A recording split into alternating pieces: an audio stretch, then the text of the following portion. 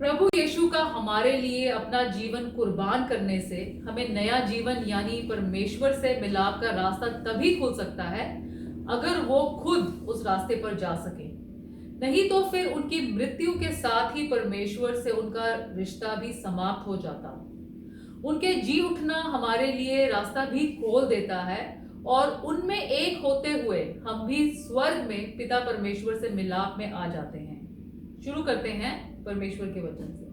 परमेश्वर का वचन हमने संत यूहन्ना की इंजील उसका 11वां अध्याय उसकी 21वीं आयत से लिया है। यहाँ इस प्रकार लिखा है, मार्था ने यीशु से कहा, हे प्रभु, यदि तू यहाँ होता तो मेरा भाई कदापि न मरता। और अब भी मैं जानती हूँ कि जो तू परमेश्वर से मांगेगा परमेश्वर तुझे देगा। यीशु ने उससे कहा, तेरा भाई फिर जी उठेगा। मार्था ने उससे कहा, मैं जानती हूँ कि अंतिम दिन में पुनरुत्थान के समय में जी उठेगा। यीशु ने उससे कहा, पुनरुत्थान और जीवन मैं ही हूँ। जो कोई मुझ पर विश्वास करता है वह यदि मर भी जाए तो भी जिएगा, और जो कोई जीवित है और मुझ पर विश्वास करता है वह अनंत काल तक ना मरेगा। क्या तू इस बात पर विश्वास करती है? उसने उससे कहा, हाँ हे प्रभु, मैं विश्वास करती हूँ कि परमेश्वर का पुत्र मसीह जो जगत में आने वाला था वह तू ही है। परमेश्वर के वचन को पढ़े और सुने जाने से आशीष हो। आमीन। प्रभु यीशु का ये कहना कि पुनरुत्थान और जीवन मैं ही हूँ क्या दर्शाता है? उत्पत्ति 3 अध्याय 4 आयत में जो सांप ने हवा को कहा कि तुम निश्चय ही मरोगे नहीं अगर तुम इस फल को खा लोगी, वो गलत साबित हो गया, क्योंकि उसके बाद में उन्हें परमेश्वर की हजूरी से निकाल दिया गया, उनसे अलहदा कर दिया गया। जो उनका इस धरती का पार्ट था, अर्थली पार्ट, जो मिट्टी से बना था, फिजिकल एलिमेंट, वो बाद में मरता है, लेकिन जो आत्मिक हिस्सा जो परमेश्वर की तरफ से उन्हें मिला था वो उसी समय खत्म हो जाता है। यूहन्ना 11 की 25वीं आयत में प्रभु यीशु ने मार्था को कहा कि लाजरस उसके भाई की मृत्यु के बाद उसे कहते हैं, पुनरुत्थान और जीवन मैं ही हूँ। जो मुझ में विश्वास करेगा चाहे वो मर भी जाए फिर भी जीवित रहेगा। पुनरुत्थान एक मृतक को जिंदा करना, और या जो खत्म हो गया है, जो गुम हो गया है, जिसे भूल गए हैं, उसे दोबारा फिर होंद में ले आना, उसे फिर इस्तेमाल करने लायक कर देना। पुनरुत्थान जीवन में दोबारा वापस आ जाना। रीइंकारनेशन नहीं है, नए उसमें जन्म पा लेना, रीबर्थ नहीं है, नए शरीर में जाना नहीं है, ये उसी परिस्थिति में उसी शरीर में दोबारा जीवन पा लेना है, उसी के अंदर है ये। फिजिकल लाइफ जो शारीरिक जीवन है वो सांस लेना, अपने दिमाग का, हार्ट का और सोल का, इन सब का काम होते रहना चाहिए, वो फिजिकल जीवन है। सांस आदमी लेता रह सकता है लेकिन उसका दिमाग शायद मर जाए, ब्रेन डेड हो सकता है। आत्मिक जीवन जो है वो है बनाए रखना और बनाना और फिर उसमें बने रहना रिश्ते में परमेश्वर के साथ। परमेश्वर जो कि सारे हर तरह के जीवन का रास्ता उन्हीं के द्वारा तो है। संत यूहन्ना की इंजील का 1 अध्याय 4 आयत में वो कहते हैं, उनमें जीवन था और वह जीवन मनुष्यों की ज्योति था। प्रभु यीशु में वो कहते हैं, फिर कहते हैं, सच्ची ज्योति जो हर एक मनुष्य को प्रकाशित करती है जगत में आने वाली थी। ये 9वीं आयत में कहते हैं, सच्ची ज्योति उन्हें कहते हैं। और ज्योति जो उत्पत्ति में 1 अध्याय में उन्होंने कहा रोशनी हो जाए, तो प्रभु यीशु का वो प्रकट होना और रोशनी के साथ वो क्रिएटर उनको जाहिर करता है। जो पुनरुत्थान है, रिजरेक्शन है, ये भी जीवन के बारे में है, आत्मा में भी है, और इसके साथ परमेश्वर के साथ रिश्ते में दोबारा जोड़ने के बारे में है, और फिर परमेश्वर में जीवन के बारे में है, और इसके साथ जो शारीरिक जीवन है वो भी रिस्टोर होता है, क्योंकि जो अनंत काल का जीवन है वो भी है और शारीरिक जीवन, दोनों की क्षमता है प्रभु यीशु में देने की। लेवी व्यवस्था 1 अध्याय उसकी 4 आयत में अगर हम देखें तो यहां लिखा है, 1 अध्याय 4 आयत, वह अपना हाथ होम बलि पशु के सर पर रखे और वह उसके लिए प्रायश्चित करने का ग्रहण किया जाएगा। जो बर्न्ट सैक्रिफाइस है उसके ऊपर हाथ रखने से पाप उसके ऊपर ट्रांसफर हो जाते थे। तो विश्वास के द्वारा जब हम प्रभु यीशु की कुर्बानी में आ जाते हैं, उसमें विश्वास करके, तो यही आशीष हम पा लेते हैं। वहां वो सिर्फ एक साल के लिए या कुछ समय के लिए उसकी अटोनमेंट थी, पाप की माफी थी। प्रभु यीशु के द्वारा हमें परमानेंट ये माफी मिल जाती है और इसके द्वारा वो द्वार खुल जाता है जिसके साथ हम परमेश्वर की हजूरी में चले जाते हैं और ये एकदम हो जाता है। और जो भी पहला यूहन्ना पहला अध्याय 12वीं आयत में जिसने प्रभु यीशु को विश्वास किया और उन्हें ग्रहण किया, उन्हें परमेश्वर के बच्चे होने का अधिकार मिल गया। फिलिपियों की पुस्तक 3 अध्याय 20वीं आयत में पौलुस रसूल कहते हैं हमारी सिटीजनशिप स्वर्ग की है, हम स्वर्ग के सिटीजन हैं और फिर प्रभु यीशु के साथ हम ज्वाइंट एयर हैं और स्वर्ग राज्य के फिर हम अधिकारी बन गए हैं। अफसियों की पुस्तक 2 अध्याय उसकी 5वीं आयत, अफसियों की पुस्तक 2 अध्याय 5वीं 6वीं आयत, यहाँ लिखा है जब हम अपराधों के कारण मरे हुए थे तो हमें मसीह के साथ जलाया, अनुग्रह ही से हमारा उद्धार हुआ है और मसीह यीशु में उसके साथ उठाया और स्वर्गीय स्थानों में उनके साथ बिठाया। नया जीवन दिया, स्वर्गीय स्थानों में उनके साथ बिठा दिया गया हमें। और ये बाद में नहीं है कि मृत्यु के बाद में होना है, जो ही विश्वास करते हैं उसी के साथ ये हो जाता है। तो हमारी स्वर्ग में सिटीजनशिप हो गई और प्रभु यीशु के साथ हमें बिठा दिया गया आत्मिक तौर पर, शारीरिक तौर पर हम यहाँ हैं और ये फिजिकल डेथ के बाद की नहीं है। लूका की अंजील 17वां अध्याय 21वीं आयत में प्रभु यीशु ने फरीसियों को बताया कि स्वर्ग राज्य तुम्हारे बीच है। विश्वासियों को, फरीसियों को उन्होंने बता दिया। और ये जो प्रभु यीशु ने वायदा किया कि जीवन उनमें है, ये उस समय नहीं कोई कहीं बाद कभी मिलेगा या मृत्यु के बाद में होगा या जजमेंट वाले दिन होगा, न्याय वाले दिन नहीं। जो ही हम प्रभु यीशु के साथ जुड़ जाते हैं, उनके अधिकार में हम अपने आप को समर्पण कर देते हैं, उसी समय ये मिल जाता है। यूहन्ना पहला अध्याय 4वीं आयत में यूहन्ना रसूल डिफाइन करते हैं प्रभु यीशु का स्टेटस। वो कहते हैं वो जीवन है, उन्हीं में उनमें जीवन था और वो जीवन मनुष्यों की ज्योति। और यही जो मार्था को प्रभु यीशु ने कहा, यही उन्होंने कहा तकरीबन यूहन्ना 11वां अध्याय 43 और 39वीं आयत में। उन्होंने जब लाजरस को, जो 4 दिन पहले मर गया था, 4 दिन में उसके शरीर में दुर्गंध आने लग गई थी, तो उन्होंने कहा लाजर बाहर आ जा। इसके द्वारा उनका जो वो यूहन्ना रसूल ने बोला जीवन उनमें था, वो पूरा हो जाता है, क्योंकि उनमें मृत्यु के ऊपर जय पाने की क्षमता है और जीवन देने की क्षमता है। यूहन्ना 11वां अध्याय 4वीं आयत में जो ये लाजरस को दोबारा बीमारी के बाद में दोबारा जिंदा करना है, वो प्रभु यीशु ने चेलों को बताया कि ये बीमारी उनके मरने के लिए नहीं है, उसके ये परमेश्वर की महिमा के लिए है, ताकि परमेश्वर का पुत्र भी इसके द्वारा महिमा पाए, द्वारा जी उठाने के द्वारा। जो नया जीवन हमें मिलता है विश्वास में मिलता है, क्योंकि हम उनके साथ वो पुनरुत्थान पा लेते हैं और इसके साथ हमें दूसरों के ऊपर दया भाव और उनका प्यार जाहिर करने का मौका मिल जाता है। तो जो भी ये करते हैं परमेश्वर, ये अपना अनुग्रह के द्वारा हमारे ऊपर होता है नया जीवन जब हम यहाँ पा लेते हैं। यूहन्ना 12वां अध्याय उसकी 9वीं आयत, यूहन्ना 12 उसकी 9 से 11वीं आयत में अगर हम देखें तो यहाँ लिखा है जब यहूदियों की भीड़ इकट्ठी हो रखी थी पास ओवर मील के बाद में, तो वहां पर बिथानी में प्रभु यीशु लाजर के घर में खाना खाने जाते हैं। तो जो यहूदी लोग थे, फरीसी थे, वो इस बात से भी बड़े कुड़कुड़ा रहे थे कि लाजर को 4 दिन बाद जिंदा किया गया। तब 10वीं आयत में लिखा है प्रधान याजकों ने लाजर को भी मार डालने का षड्यंत्र रच दिया। प्रभु यीशु को तो उन्होंने करना ही था, लाजर के भी वो दुश्मन बन गए, क्योंकि लाजर के दोबारा जिंदा होने के बाद में बहुत लोग जुड़ गए, प्रभु यीशु में विश्वास करने लग गए। वो ये नहीं चाहते थे जो महायाजक था। और जो पुनरुत्थान पाना और नया जीवन प्रभु यीशु में पाना है, इसमें हमें फिजिकल डेथ की जरूरत नहीं है, जैसे मैंने पहले भी कहा था।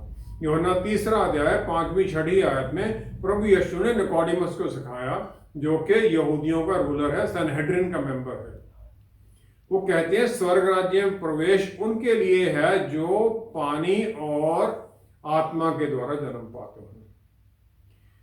और ये नया जन्म है शारीरिक तौर पर भी, और इसके द्वारा फिर हम जो शरीर की कमजोरियां हैं उनके ऊपर जय पाने लग जाते हैं। पाप की जो भावनाएं थी उनके ऊपर जय पाने लग जाते हैं, क्योंकि हमें पवित्र आत्मा परमेश्वर जो हमारे भीतर आते हैं वो हमें बल देने लग जाते हैं। एडवर्ड बेल्च है, एक अमेरिकन साइकोलॉजिस्ट, काउंसलर है। उसने प्रभु यीशु के बारे में कहा, जब प्रभु यीशु उस परमेश्वर के भवन में जाते हैं, मंदिर में, तो वो ये जाहिर कर देते हैं कि वो सच्चे परफेक्ट प्रीस्ट हैं, महायाजक वो हैं। इससे भी ज्यादा वो ये जाहिर कर देते हैं कि मंदिर तो मैं हूं, परमेश्वर के जहां है वही तो मंदिर है। वो कहते हैं मंदिर तो मैं हूं, कोई परमेश्वर है वो। फिर वो जो मंदिर के सिंबल्स हैं वो सब कुछ जीवित हो जाते हैं। वो जो वहां पर रोटी रखी जाती थी, ब्रेड ऑफ प्रेजेंस, अंदर पवित्र स्थान में, वो ब्रेड ऑफ लाइफ है प्रभु यीशु। जो मोमबत्तियां वहां जो मनोरा जलाया जाता था रोशनी के लिए, वो भी वही है, जो लाइट ऑफ द वर्ल्ड है। वो तो दुनिया की रोशनी तो प्रभु यीशु है, वो रोशनी भी वो जाहिर हो जाती है। वो परफेक्ट प्रीस्ट है, ग्रेट हाई प्रीस्ट, जो के हाई प्रीस्ट सैक्रिफाइस लेके जाता था महापवित्र स्थान में साल में एक बार, और वैसे हर रोज वहां चढ़ाते थे। प्रभु यीशु अपनी कुर्बानी वहां दे देती हैं, परमेश्वर का मेमना बनकर। महायाजक भी हैं और हम सबका पाप उठा लेते हैं। पुराने नियम में जो परमेश्वर के भवन का जो कुछ भी था, वो प्रभु यीशु में सब कुछ पूरा हो जाता है। महायाजक को अपॉइंट किया गया था परमेश्वर की आराधना करने के लिए, परमेश्वर की महिमा के बारे में दूसरों को बताने के लिए। लेकिन वो अपने अहंकार में इतने अंधे हो जाते हैं और लालच में इतने ज्यादा डूब जाते हैं कि वो परमेश्वर को ही पहचानने से इनकार कर देते हैं। वेट करते हैं, वो आज भी वो कहते हैं मसीहा ने आना है, लेकिन वो उसे पहचान नहीं पाते, और लेकिन उनका उठट्ठा उठाने लग जाते हैं और उन्हें मारने की प्लान करने लग जाते हैं। अहंकार में इतने डूब जाते हैं कि वो समझ ही नहीं पाते कि मसीहा ये है, रास्ता यही है, इसी में पुनरुत्थान है, इसी में जीवन है, यही परमेश्वर है। उस अंधेपन में वो सब भूल जाते हैं। पुराने नियम में एलाइजा नबी ने जारेफत की विधवा और एलाइशा नबी से शूनेम की औरत के मृतक बेटे को दोबारा जीवन दिया था। फिर प्रभु यीशु का लाजरस को जीवन देने में क्या भिन्न है? पहला राजा 17वां अध्याय, 3 साल के लिए इजराइल के ऊपर फेमिन का आ जाता है, बारिश नहीं होती एलिया नबी के कहने के अनुसार। पहले तो वो चेरित के झरने पर रहते हैं और उसके बाद में उन्हें जारेफत में भेज दिया जाता है, उस विडो के घर में। परमेश्वर का उसे वचन आता है, विडो का लड़का मर जाता है और एलिया नबी उसे दोबारा जिंदा कर देता है। दूसरा राजा 4वां अध्याय, शुनामाइट औरत है जो कि एलाइशा नबी की देखभाल करती जब भी वो उसके शहर में जाते हैं, तो उसका बेटा भी मर जाता है और एलाइशा नबी उसे उसी दिन जिंदा कर देते हैं। लूका 7 में 11 से 15वीं आयत, नाइन की विधवा है जिसका अकेला बेटा है गलील के इलाके में, और उसे प्रभु यीशु वहां जा रहे हैं तो उसकी अर्थी को लेके जा रहे हैं लोग। तो प्रभु यीशु 11वीं आयत के बाद में देखते हैं तो प्रभु यीशु को तरस आया और वो कहते मत रो, और उन्होंने अर्थी को छुआ और लोग रुक गए अर्थी वाले। फिर उन्होंने कहा, हे जवान, मैं तुझसे कहता हूं उठ। और वो जो लड़का मुर्दा था जी उठा और बातें करने लग गया। वो भी उसी दिन जिंदा हो गया, क्योंकि यहूदी कस्टम के अनुसार मुर्दे को उसी दिन दफनाना जरूरी है, क्योंकि जब तक वो दफनाया नहीं जाता वो ये मानते हैं कि उसकी सोल टर्मोइल में है, परेशानी में, दुख में रहती है। मार्कुस 5वां अध्याय 35 आयत में जैरूस है जो कि सिनेगोग का रूलर है, उसकी बेटी बीमार है, वो प्रभु यीशु को ढूंढता आ जाता है, उन्हें लेके जाता है।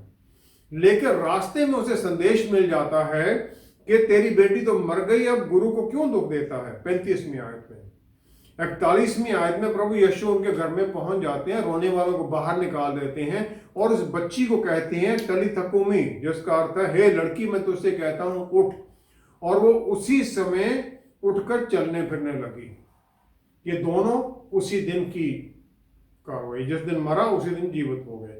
लाजरस 4 दिन जिंदा रह चुका, 4 दिन मर चुका है, उसके बाद उसे जिंदा किया जाता है। यूहन्ना 11 की 5वीं 6वीं आयत में एक बड़ी अचंभित करने वाली स्टेटमेंट है।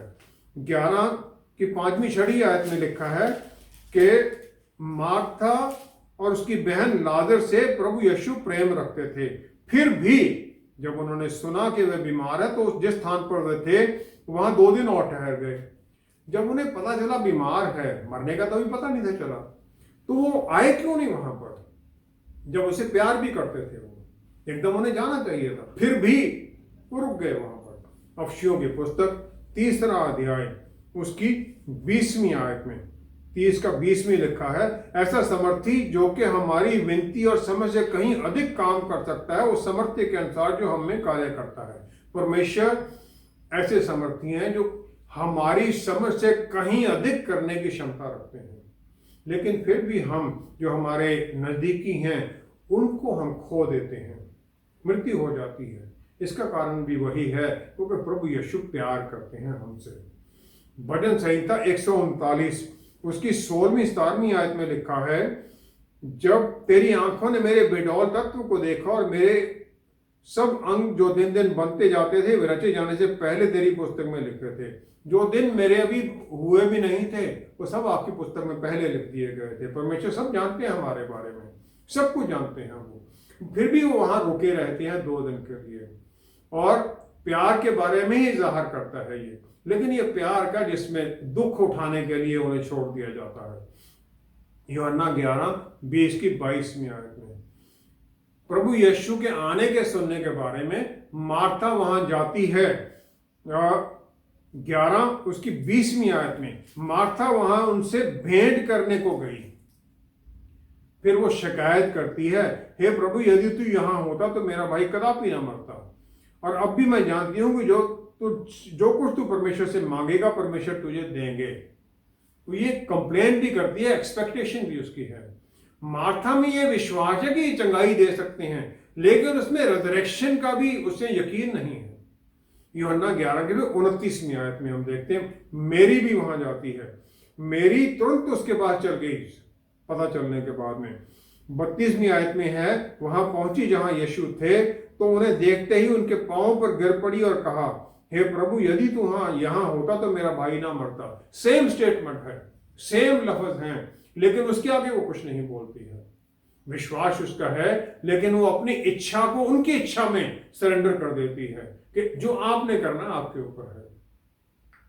वो जानती है कि लाजरस को ही जिंदा कर सकते हैं, लेकिन वो मांगती नहीं है।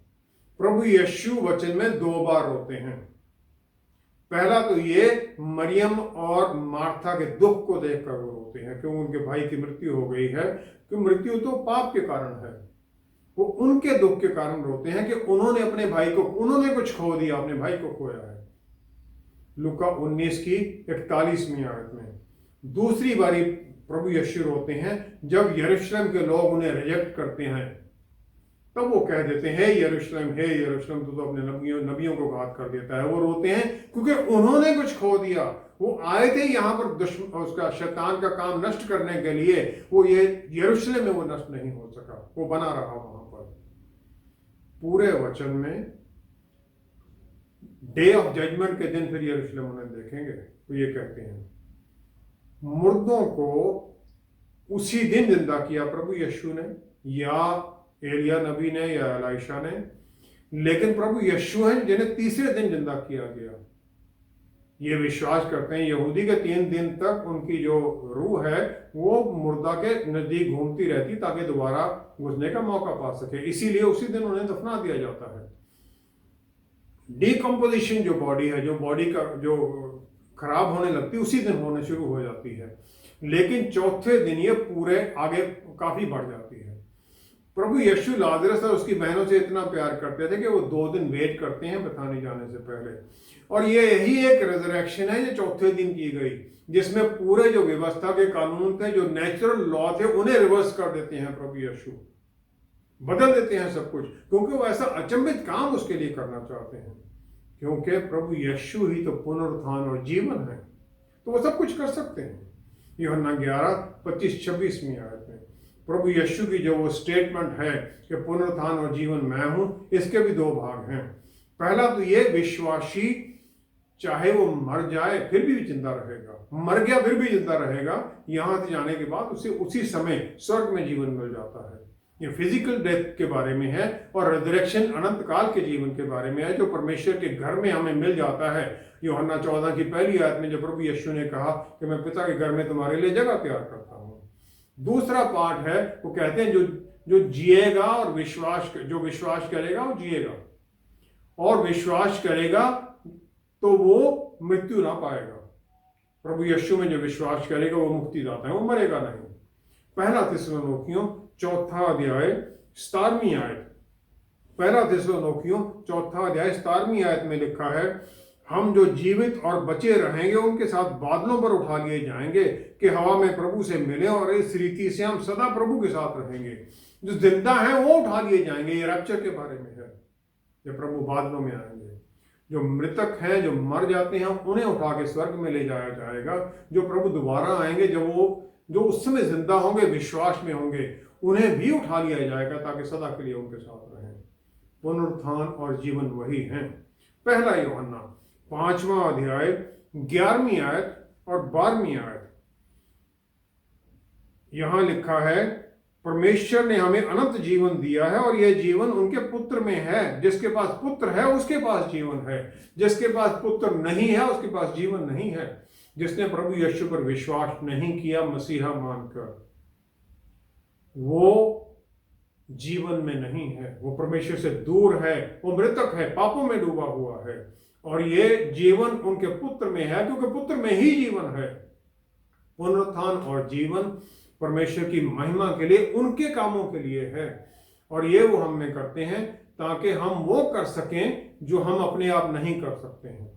रिजरेक्शन पावर जो हमें पुनरुत्थान जीवित लोगों को दिया जाता है, ये इसलिए है कि हम, जो मेरे अंदर मेरा पोटेंशियल था, जो मुर्दा है, जो मैं कुछ नहीं कर सकता था, इसे नया जीवन दिया जाए। और मेरे ये पोटेंशियल को रीच आज नहीं करते हैं, इसे नया जीवन दे देते हैं ताकि मैं उस काम को कर सकूं जिसके लिए प्रभु यीशु ने मुझे चुना है। जिस मकसद के लिए उन्होंने मुझे चुना है, उस मकसद को पूरा करने के लिए मुझे नया जीवन दिया जाता है। यही पुनरुत्थान जिंदा लोगों के लिए है, यही जीवन जिंदा लोगों के लिए है, यही जीवन मरने के बाद है। जब ये पुनरुत्थान हमारे जीवन में होता है तो हमारे अंदर किस प्रकार के बदलाव आने चाहिए? हमारे जीवन में जो बदलाव आता है वो इस बात पर निर्भर करता है कि हमारा प्रभु यीशु की तरफ एटीट्यूड क्या है। मार्था प्रभु यीशु से मिलने के लिए गई, जब उसकी बहन मरियम जाती है उनकी आराधना करने के लिए, उनके चरणों में गिर जाती है। जब हम आराधना करते हैं तो अपनी विनती उनके सामने रखते हैं इस विश्वास में कि हमें उत्तर मिलेगा। लेकिन जब हम मिलने जाते हैं तब हम शिकायत करते हैं, मांगते हैं, आशा भी करते हैं शायद उत्तर मिलेगा। दोनों बहनें प्रभु यीशु से प्यार करती थी, उनके लिए सब कुछ अच्छा करना चाहती थी। मार्था खाना खिलाना, अच्छी देखभाल में विश्वास करती थी, लेकिन मरियम पर्सनल अटेंशन, उनके चरणों में बैठकर आशीष पाने में विश्वास रखती थी। लूका 10वां अध्याय 41-42वीं आयत में मार्था कहती प्रभु यीशु से कि मरियम को मेरे हेल्प के लिए भेज दो, तो वो उसे कहते हैं कि हे मार्था, तू बहुत बातों के लिए चिंता करती है और घबराती है, परंतु एक बात आवश्यक है, और उस उत्तम भाग को मरियम ने चुन लिया है जो उसे छीना ना जाएगा, उसे छीना नहीं जाएगा। क्या हम राजाओं के राजा को ढूंढते हैं या हम सिर्फ एक टीचर को ढूंढ रहे हैं? या तो वो सब कुछ मेरे लिए है या फिर सिर्फ एक प्रचारक है, उस पर एक वचन उसका मैंने पढ़ लिया। प्रेरितों की पुस्तक 9वां अध्याय 1-2 आयत में सौल है महायाजक से चिट्ठियां लेके जाता दमिश्क में लोगों को पकड़ कर लाने के लिए, लेकिन प्रभु यीशु को मिलने के बाद में वो बदल जाता है, उसका मिशन ही बदल जाता है। प्रभु यीशु कहते हैं कि अन्य जातियों और राजाओं और इजरायलियों के सामने मेरा नाम प्रकट करने के लिए मेरा चुना हुआ पात्र है, और मैं उसे बताऊंगा कि मेरे नाम के लिए उसे कैसा कैसा दुख उठाना पड़ेगा। मिशन बदल गया, उसका काम बदल गया, और उसके इमीडिएटली बाद वो सिनागॉग में प्रचार करने लग जाता है प्रभु यीशु के बारे में। सब कुछ बदल गया उसका। बार बार प्रभु यीशु ये कहते हैं कि मैं अपने आप में कुछ नहीं करता, जो पिता उन्हें दिखाते हैं मैं वही करता हूं। उनका कोई पर्सनल एजेंडा नहीं है, सिर्फ यही है कि परमेश्वर की महिमा करनी है। जब ये एटीट्यूड बन जाता है तब सही पुनरुत्थान होता है और फिर ये मेरे जीवन में बदलाव लाता है। यूहन्ना 12वां अध्याय 10वीं-11वीं आयत में जो ये नोटेबल मिरेकल हुआ, जो चौथे दिन लाजरस को जिंदा कर दिया गया, यहूदी लोग लाजरस को भी मारना चाहते हैं। मत्ती 10वां अध्याय 16वीं आयत में प्रभु यीशु ये वार्निंग देते हैं चेलों को कि मैं तुम्हें भेड़ों की न्याय भेड़ियों में भेज रहा हूं। और जब हम विश्वास में आ जाते हैं तो अंधेरे की ताकतों हमारे खिलाफ होती हैं, हमें उनका अपोजिशन का सामना करना ही पड़ता है। यूहन्ना 3 अध्याय 2 आयत में निकोडिमस आता है प्रभु यीशु के पास रात को मिलने के लिए। वो फरीसी है, सनहेड्रिन का मेंबर है। वो दूसरे यहूदियों से डरता है कि कहीं कोई कुछ कहे ना, उसका जो ओहदा है, जो उसका पद है, कहीं उससे छीन ना लिया जाए। यूहन्ना 19:39 में वही निकोडिमस जो डरता था, जोसेफ अरिमथिया, वो भी सनहेड्रिन का मेंबर है। दोनों ने कोई अपोजिशन, उन्होंने कहा था, लेकिन जब प्रभु यीशु को क्रूसिफिक्शन के बारे में फैसला होता है, वो अपोजिशन पूरे जोर से नहीं करते हैं। निकोडिमस मिल जाता है यूसुफ के साथ 100 पाउंड्स 50 किलो वो लेकर आता है मायर और एरोस, जो कि प्रभु यीशु के दफनाने के लिए है। एक राजा के लिए इतना इस्तेमाल किया जाता था, वो लेके आता है ये। और अपोस्टल जॉन वो इतना प्रभु यीशु के बारे में प्यार से भर जाते हैं, वो कहते हैं 5-6 बार उन्होंने कहा अपने गॉस्पेल में कि वो चेला जिसे प्रभु यीशु प्यार करते थे। ये माना जाता है कि उन्हें उबलते तेल में डाल दिया गया लेकिन उन पर कुछ नहीं हुआ। इसके लिए उन्हें फिर पैटमोस आइलैंड में भेज दिया जाता है और वहां उन्हें स्वर्ग में उठाया जाता है, जबकि वो आखिरी पुस्तक उन्होंने वहां लिखी है। प्रभु यीशु में नए जन्म के बाद में जो कमिटमेंट है, जो स्वर्ग राज्य के काम के लिए कमिटमेंट है, वो सब में दोबारा शुरू हो जानी चाहिए और पूरे जोर से होनी चाहिए। और इसीलिए जो चेलों में हुई, जो 11 चेले थे उनमें हुई, और वो लोग पूरी दुनिया के कोने कोने में चले गए, वचन का प्रचार कर दिया और वचन के अनुसार पूरी धरती को हिला दिया। और फिर उन्होंने अलग अलग जगह पर जाकर अपनी मृत्यु को पाया। अपोस्टल थॉमस इंडिया में आए और उन्हें भाले से छेद कर मार दिया गया। सेंट थॉमस माउंट में उनकी कब्र भी है, अगर हम वहां देखें। इस प्रकार जो नया जीवन हम पाते हैं उनसे मिलता है, और फिर ये नया जीवन पुनरुत्थान के बाद का जीवन उनके लिए ही जिया जाना भी जरूरी है। जब मुझे ये पुनरुत्थान मिलता है, जब मुझे ये नया जीवन मिलता है, तो मेरा एटीट्यूड बदलना चाहिए। फिर वो मेरे परमेश्वर हैं, मेरे सब कुछ है। फिर मैं उनकी बताई बातों पर चलना चाहता हूँ, उनके दिए गए कामों को करना चाहता हूँ, तभी तो इसका कुछ फायदा है और तभी वो मेरे अंदर पूरी तरह से काम करता है। आइए हम प्रार्थना करें। पिता परमेश्वर, हम धन्यवाद करते हैं आपका, धन्यवाद करते हैं आपके प्यारे बेटे के लिए, जो जीवन हैं, जिनमें जीवन है, जो जीवन की ज्योति हैं, पुनरुत्थान हैं, जीवन हैं। हमें भी ये आशीष आपने दी। पवित्र आत्मा परमेश्वर द्वारा हमें बल और शक्ति दीजिए कि आपका वचन हम समझें, जानें और दूसरों को समझाने वाले, दूसरों को फिर इस नए पुनरुत्थान के जीवन में लाने वाले बने। जितने लोग हम जुड़े हुए हैं, अपनी प्रार्थनाएं हम आपके सामने रखते हैं प्रभु यीशु, इस विश्वास में जिस प्रकार हमें आपने नया जीवन दिया, पुनरुत्थान दिया है, हमारी सब बाकी प्रार्थनाओं का भी आप उत्तर देंगे, क्योंकि आपका यही वायदा है, मैं आया हूं जीवन देने के लिए, और जीवन भी बहुतायत का जीवन, और वही हम आपसे मांगते हैं।